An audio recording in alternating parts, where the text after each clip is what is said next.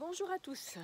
Alors la dernière fois, j'ai abordé le sujet de sélectionner vos futurs visiteurs pour éviter de faire donc des visites pour rien. Là aujourd'hui, j'aborde la question, donc le stade d'après, où vous avez donc fait des visites et vous avez un ou plusieurs acquéreurs qui vous disent être intéressés par votre logement et qui souhaiteraient éventuellement faire une offre.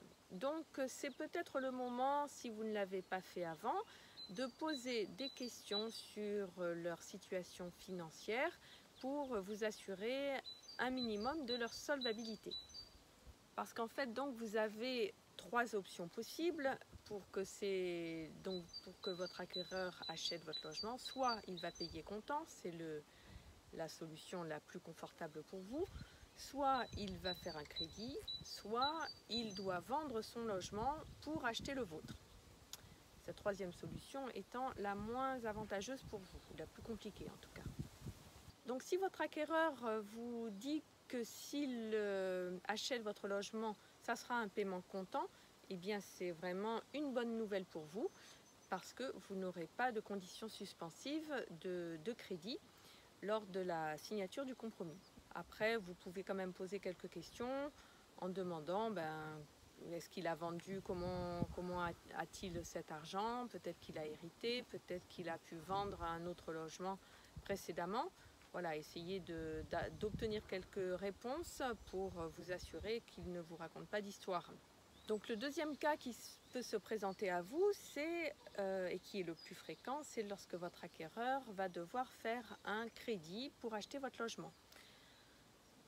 Donc à ce stade, vous pouvez, s'il vous dit qu'il compte vous faire une offre prochainement, c'est le moment pour lui demander des informations par rapport à sa situation financière, depuis combien de temps il travaille, est-il salarié, auto-entrepreneur, dispose-t-il d'un apport pour faire ce crédit? Est-ce qu'il s'est renseigné auprès de son banquier ou d'un courtier financier? Quel taux on lui a proposé, sur quelle durée, etc. Ça vous permet d'appréhender la crédibilité de votre acquéreur. Est-ce qu'il vous raconte des salades ou non? S'il vous donne un taux complètement délirant par rapport à ce qui se fait aujourd'hui, c'est peut-être qu'il vous raconte des histoires et qu'en réalité il n'a pas vu son banquier. Voilà, donc essayez d'avoir des informations.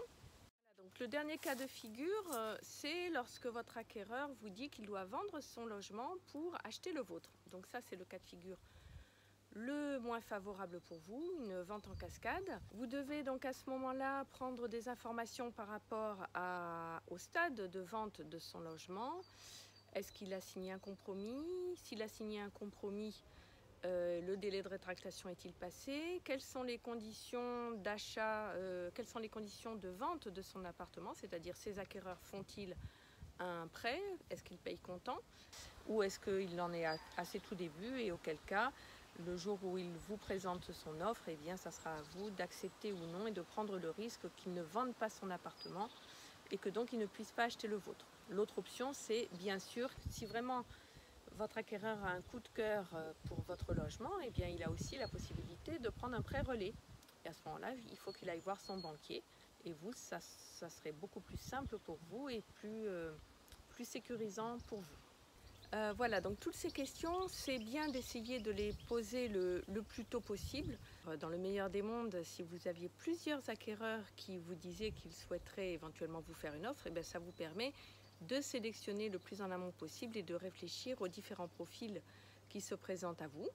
Donc, et si vous n'arrivez pas à obtenir ces informations au moment où l'acquéreur vous dit qu'il est fortement intéressé, eh bien, il faudra de toute façon avoir ces informations lors de la négociation, au moment d'accepter ou non l'offre qui se présentera à vous. Voilà, j'espère que cette petite vidéo vous sera utile dans votre projet immobilier. Si vous avez la moindre question sur ce sujet ou sur un autre sujet en rapport avec votre projet immobilier, n'hésitez pas à m'appeler ou à m'envoyer un message ou me contacter sur Messenger. Ce sera avec plaisir que je m'entretiendrai avec vous. C'était Sophie Avedian du réseau Expertimo sur Aix-en-Provence. À très bientôt.